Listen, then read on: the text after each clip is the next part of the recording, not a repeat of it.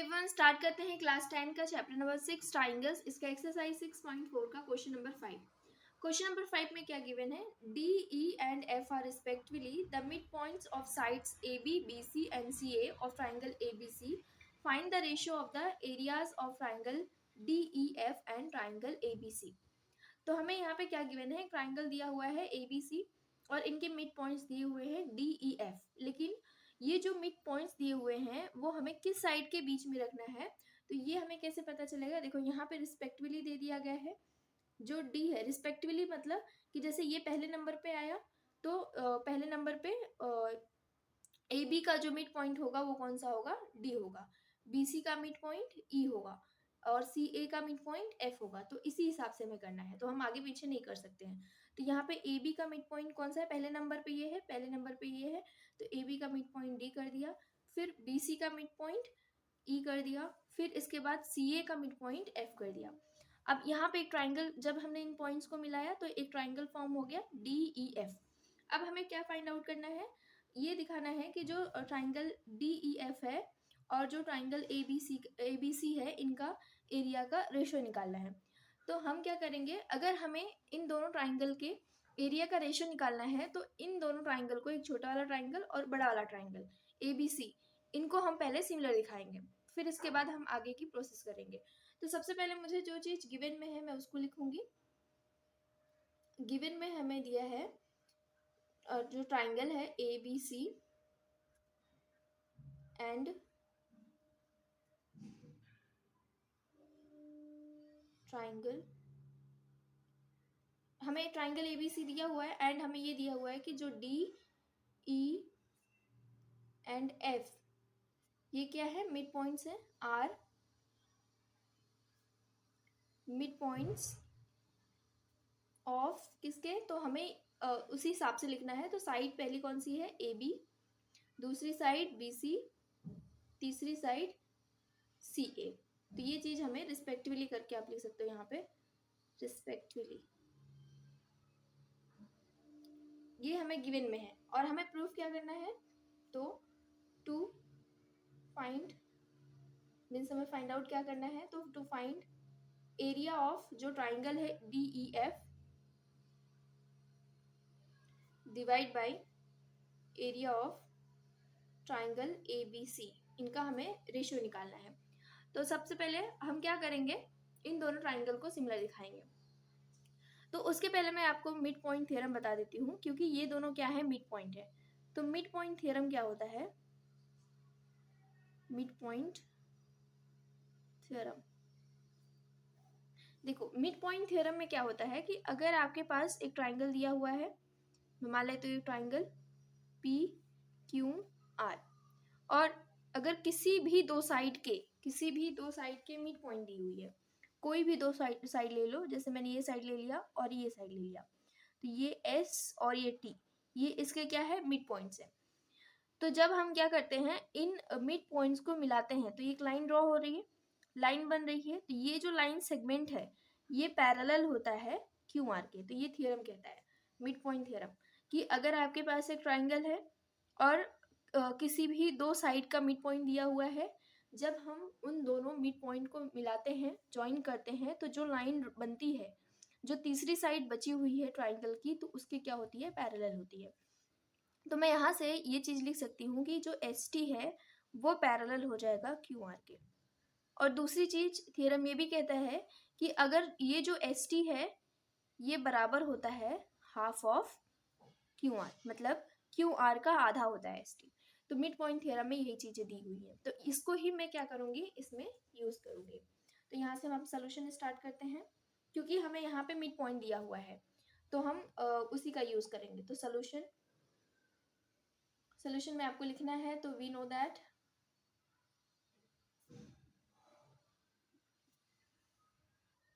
Okay, मैंने यहाँ पे लिख दिया हुआ है line joining mid points of two sides of a triangle is parallel to the third side. जो कि मैंने यहाँ पे ये जो थ्योरम समझाया है उसका मतलब वही है, ये चीज मैंने लैंग्वेज में लिख दी है। फिर हम क्या करेंगे? अब यहाँ पे भी मिड पॉइंट दिया हुआ है, तो इन ट्राइंगल एबीसी के अंदर देखेंगे अगर, तो जो ये डी है और ये एफ है, ये क्या है, मिड पॉइंट है। तो हम यहाँ पे लिखेंगे D and F are mid points of, ये किसका मिड पॉइंट है, डी किसका मिड पॉइंट है, ए बी का, एंड एफ किसका मिड पॉइंट है, ए सी का। तो यहाँ पे लिखेंगे रिस्पेक्टिवली। ओके, ये होने के बाद अगर ये दोनों मिड पॉइंट है तो इसका मतलब ये लाइन इसके पैरेलल होगी, ये therefore D F is parallel to B C, क्योंकि हमने ये दोनों साइड्स यूज कर लिया हुआ है और इनके मिड पॉइंट है। तो जब हमने इस लाइन को ज्वाइन किया तो ये जो लाइन बनी हो तीसरी साइड की क्या हो जाएगी, पैरेलल हो जाएगी। देयरफॉर हम यहाँ से लिख सकते हैं कि जो डी एफ है वो पैरेलल होगी बी सी के। लेकिन अगर मैं बोलूँ अगर ये बी सी के पैरेलल है तो बी ई के भी पैरेलल होगी, क्योंकि ये इसी का पार्ट है। देयरफॉर हम यहाँ से लिख सकते हैं so D F is parallel to B E. तो मैं इसको इक्वेशन फर्स्ट मान लेती हूँ। फिर इसी तरीके से हम क्या करेंगे, सिमिलरली अब हम क्या करेंगे, दूसरा वाला पॉइंट लेंगे। जैसे मैंने ई और ई एंड एफ लिया, तो ई यहाँ पे लिख देंगे ई and F are mid points of, ये किसके मिड पॉइंट्स है, तो जो ई है वो किसका है, बी सी का, एंड जो एफ है वो किसका है, ए सी का, रिस्पेक्टिवली। तो अगर ये दोनों साइड कैसे हैं, ये यहाँ पे हमने मिड पॉइंट निकाल लिया, अब इन दोनों को हम ज्वाइन करेंगे तो ये किसके पैरेलल जाएगा, ए बी के। देयरफॉर हम यहाँ से बोल सकते हैं कि जो ई एफ है वो पैरेलल है ए बी के। लेकिन अगर मुझे ये ए बी के ये वाली लाइन इसके पैरेलल हमने दिखा दी, अब मैं क्या करूँगी, ये वाली लाइन इसके पैरेलल दिखाऊंगी। तो ये वाली लाइन जैसे ये पूरा ए बी के पैरेलल है तो इसके पार्ट में क्या लूँगी, डी बी। तो हम यहाँ से लिख सकते हैं so E F is parallel to B D. अब इन दोनों इक्वेशन से, तो फ्रॉम इक्वेशन 1 एंड 2 से हम ये दोनों जो अपोजिट साइड्स हो गई वो कैसे होगी, पैरेलल होगी। यहाँ से अगर हम ध्यान से देखेंगे इस क्वाड्रिलेटरल के अंदर ये वाली साइड इसके पैरेलल होगी और ये वाली साइड इसके पैरेलल हो गई। तो अगर किसी भी क्वाड्रिलेटरल के अंदर जो अपोजिट साइड्स होती हैं अगर वो पैरेलल है तो वो जो क्वाड्रिलेटरल हो जाता है वो क्या हो जाता है, पैरेललोग्राम। तो यहाँ से हम लिखेंगे फ्रॉम इक्वेशन 1 एंड 2 से हम फ्रॉम इक्वेशन 1 एंड 2 से क्या है, D F is parallel to B E and E F is parallel to B D. तो इस यहाँ पे अपोजिट जो साइड्स हैं वो पैरेलल हो गई हैं। देयरफॉर हम ये बोल सकते हैं कि जो यहाँ पे क्वाड्रिलेटरल बन रहा है डी बी ई एफ, ये क्या हो जाएगा, इज अ पैरेललोग्राम। आप यहाँ पे रीजन भी बता सकते हो कि जो अपोजिट साइड्स होती हैं क्वाड्रिलेटरल की वो पैरेलल है, इसलिए हमने इसको क्या बोल दिया, पैरेललोग्राम बोल दिया, क्योंकि पैरेललोग्राम की कंडीशन होती है अगर किसी भी क्वाड्रिलेटरल के अंदर जो अपोजिट साइड्स हैं वो अगर पैरेलल है तो वो क्या हो जाता है, पैरेललोग्राम हो जाता है। तो यहाँ हमने बोल दिया। अब पैरेललोग्राम की एक और भी कंडीशन होती है कि अगर कोई पैरेललोग्राम है तो उसकी जो अपोजिट एंगल्स होते हैं वो कैसे होते हैं, इक्वल होते हैं। देयरफॉर हम यहाँ से बोल सकते हैं कि जो एंगल, जैसे कि ये वाला हुआ, ये पैरेललोग्राम प्रूफ हुआ, तो यहाँ पे ये वाला एंगल ये इसके बराबर हो जाएगा। तो मैं यहाँ से लिख सकती हूँ D F E is equal to angle A B C, बड़े वाले ट्राइंगल में ए बी सी, क्योंकि मुझे इन दोनों ट्राइंगल को सिमिलर दिखाना है तो मुझे कुछ ना कुछ चाहिए। तो मैं अगर क्या करूँ कि दो एंगल इक्वल दिखा दूँ तो हम जो क्राइटेरिया होता है एंगल सिमिलरिटी क्राइटेरिया से, तो दोनों ट्राइंगल को हम क्या कर सकते हैं, सिमिलर दिखा सकते हैं। तो यहाँ पे एक पहला बन गया एंगल। आप यहाँ पे रीजन भी बता सकते हो कि जो अपोजिट एंगल्स होते हैं आर इक्वल इन पैरेललोग्राम, तो पैरेललोग्राम के अंदर ये इक्वल होते हैं। सिमिलरली जैसे मैंने इसको प्रूव किया है वैसे ही मैं अब ये वाले को जैसे जैसे मैंने पूरी प्रोसेस की है, अब मैं क्या करूँगी, मैं यहाँ पे पेंसिल से डाल कर रही हूँ, इस वाले क्वाड्रिलेटरल को क्या करूँगी, पैरेललोग्राम प्रूव करूँगी। इसको मैंने ऑलरेडी प्रूव कर दिया है, और इसको प्रूव करने के बाद तो मुझे यहाँ पे क्या मिल जाएगा, जो ये वाला एंगल होगा, ये वाला एंगल ये बड़े वाले ट्राइंगल में हो गया और ये वाले छोटे ट्राइंगल में हो गया, तो ये दोनों एंगल भी क्या हो जाएंगे, इक्वल मिल जाएंगे। तो यहाँ पे लेकिन मुझे स्टेप्स करने नहीं है, तो मैं यहाँ पे डायरेक्टली लिखूंगी सिमिलरली कौन सा होगा, ये DECF, DECF, तो ये भी क्या हो जाएगा, इज अ पैरेललोग्राम। अगर ये पैरेललोग्राम हो गया तो यहाँ पे इसके जो एंगल्स होंगे वो बराबर हो जाएंगे, देयरफॉर एंगल इसमें कौन सा एंगल हो रहा है, तो यहाँ पे हम लिखेंगे EDF इज इक्वल टू बड़े वाले ट्राइंगल में कौन सा हो रहा है, ACB, एंगल ACB। तो ये दोनों इक्वेशंस, यहाँ पे हमने दो एंगल क्या कर दिया है, देखो छोटे वाले ट्राइंगल में दो एंगल हो गए, बड़े वाले ट्राइंगल में दो एंगल हो गए, तो अब हम क्या कर सकते हैं, इन दोनों ट्राइंगल को सिमिलर दिखा सकते हैं। ओके, तो हमने क्या किया, यहाँ पे ये वाला एंगल और ये वाला एंगल इक्वल दिखाया और ये वाला एंगल इसके इक्वल दिखाया। तो अब हम क्या करेंगे, दोनों ट्राइंगल लेंगे जो दोनों ट्राइंगल को सिमिलर दिखाना है, तो in triangle ABC and triangle DEF, इन दोनों ट्राइंगल में देखेंगे तो दो एंगल हमें इक्वल मिल रहे हैं। कौन कौन से एंगल मिल रहे हैं, तो पहले में ABC, angle ABC is equal to angle, ये वाला एंगल किसके बराबर है, इसके, तो यहाँ पे हम लिखेंगे DFE, एंगल DFE, ये पहला मिला। और दूसरा हमने क्या किया, बड़े वाले ट्राइंगल में ACB इज इक्वल टू छोटे वाले ट्राइंगल में ये जो एंगल बराबर है इसके, तो EDF, तो इन ये दोनों एंगल्स अगर हमें बराबर मिल गए, देयरफॉर हम यहाँ से बोल सकते हैं कि जो ट्राइंगल है ABC ये सिमिलर होगा ट्राइंगल। अब यहाँ पे कौन सा ट्राइंगल लिखेंगे, तो angle A, angle B, angle C, तो एंगल A किसके बराबर होगा, क्योंकि एंगल B F के बराबर है, एंगल C D के बराबर है, तो एंगल A किसके बराबर होगा, E के, तो पहला आएगा E। B किसके बराबर है, F के, तो यहाँ पे F, फिर इसके बाद C किसके बराबर है, D के, तो यहाँ पे आएगा D। तो ये दोनों ट्राइंगल सिमिलर हो गए, तो ये किस क्राइटेरिया से हुआ, तो बाई एंगल सिमिलरिटी क्राइटेरिया से, ये सिमिलरिटी क्राइटेरिया से हमने इन दोनों ट्राइंगल को सिमिलर दिखा दिया।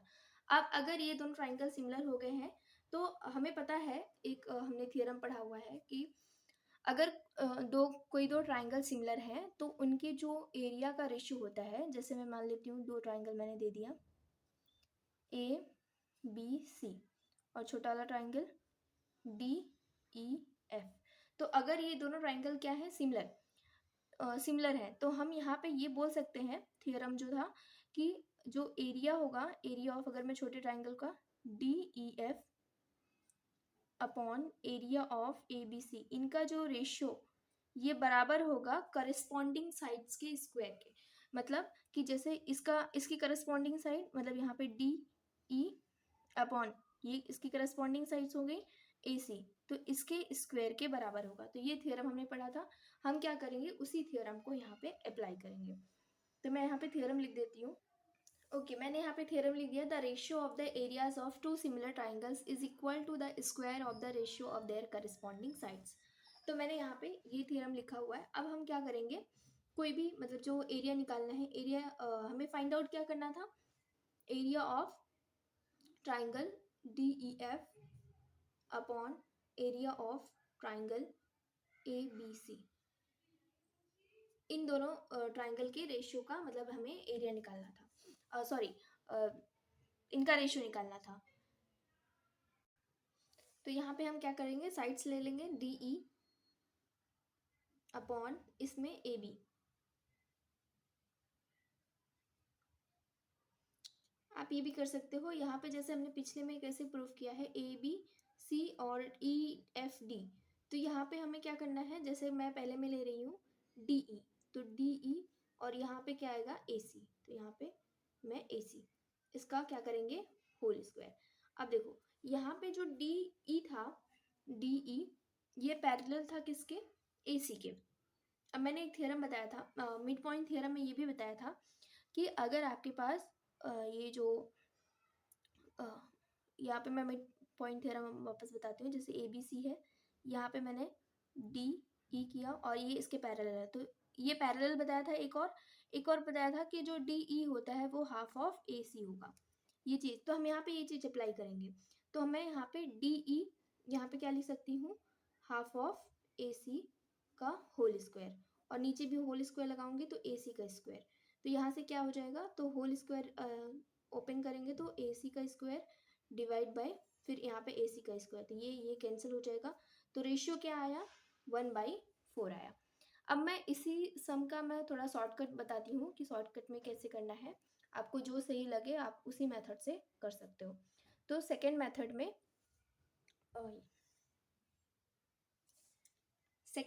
आपको बताती हूँ, वो थोड़ा शॉर्टकट है।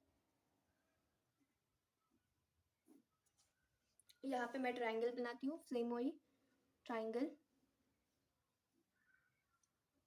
ए बी सी, इनके जो मिड पॉइंट्स थे डी ई एफ। अब देखो यहाँ पे क्या करना है, बाय मिड पॉइंट थ्योरम, मैं यहाँ पे डायरेक्ट लिखती हूँ बाय मिड पॉइंट थ्योरम। इस थ्योरम से हम ये कर सकते हैं कि जो डी एफ होगा, डी एफ ये equal to half of B C, अभी जस्ट मैंने थ्योरम में बताया। फिर ये भी मिड पॉइंट है, तो मतलब डी ई ये बराबर होगा हाफ ऑफ ए सी, और नेक्स्ट ये वाला जो ये भी दोनों मिड पॉइंट है, तो ई एफ ये बराबर होगा हाफ ऑफ ए बी। अब हमें क्या करना है, यहाँ पे इसका रेशियो निकालना है, तो D F upon B C is equal to 1/2, इसको मैंने इस साइड भेज दिया। इस केस में क्या होगा, D E upon A C is equal to 1/2, फिर इसमें E F upon E F A B आएगा, यहाँ पे A B is equal to 1/2। अब देखो ये जो सारे रेशियो निकल के आ रहे हैं वो सब 1/2 1/2 1/2 के बराबर है। तो देयरफॉर हम यहाँ से ये चीज़ लिख सकते हैं, अगर ये तीनों एक ही नंबर के बराबर है तो देयरफॉर हम यहाँ से लिख सकते हैं, जो ये तीनों भी बराबर हो जाएंगे, तो D F upon B C is equal to D E upon A C is equal to E F upon A B is equal to ये 1/2 हो गया। अब देखो इनके करस्पॉन्डिंग साइड्स का रेशियो आ गया, तो जो डी एफ था ये अपॉन इसका रेशियो डिवाइड बाई फिर उसके बाद डी ई इसका रेशियो, फिर ई एफ इसका रेशियो। तो अगर यहाँ पे जो करस्पॉन्डिंग साइड्स का रेशियो आ गया, तो यहाँ से हम बोल सकते हैं कि साइड से ये तीनों जो ट्राइंगल ये दोनों ट्राइंगल कैसे हो जाएंगे, सिमिलर हो जाएंगे। तो यहाँ पे मैं लिखूंगी देयरफॉर ट्राइंगल जो होगा D E F is similar to triangle A C B. अगर ये दोनों ट्राइंगल सिमिलर हो गए तो यहाँ से अब सेम वही जो हमारा मेथड है एरिया वाला, उसी फॉर्मूले को हम क्या करेंगे, यूज़ करेंगे। तो यहाँ पे एरिया जो रेशियो निकालना है, area of D E F upon area of A C B is equal to कोई भी साइड ले लेना है, जैसे मैंने यहाँ पे D E upon A C लिया, इसका whole square is equal to फिर वही करना है हाफ ऑफ ए सी, उसकी वैल्यू रखनी है अपॉन ए सी का होल स्क्वायर, तो ये कितना आ जाएगा 1/4 आ जाएगा। नहीं तो आप यहाँ पे डायरेक्ट लिख सकते थे, जैसे कि यहाँ पे D E upon A C, D E upon A सी इसकी वैल्यू कितनी है 1/2 है, तो यहाँ पे 1/2 ये ना लिख के 1/2 का स्क्वायर कर देते तो डायरेक्ट आंसर आ जाता। तो ये दूसरा मेथड है, आपको जिस मेथड से सही लगे आप उस मेथड से करिए।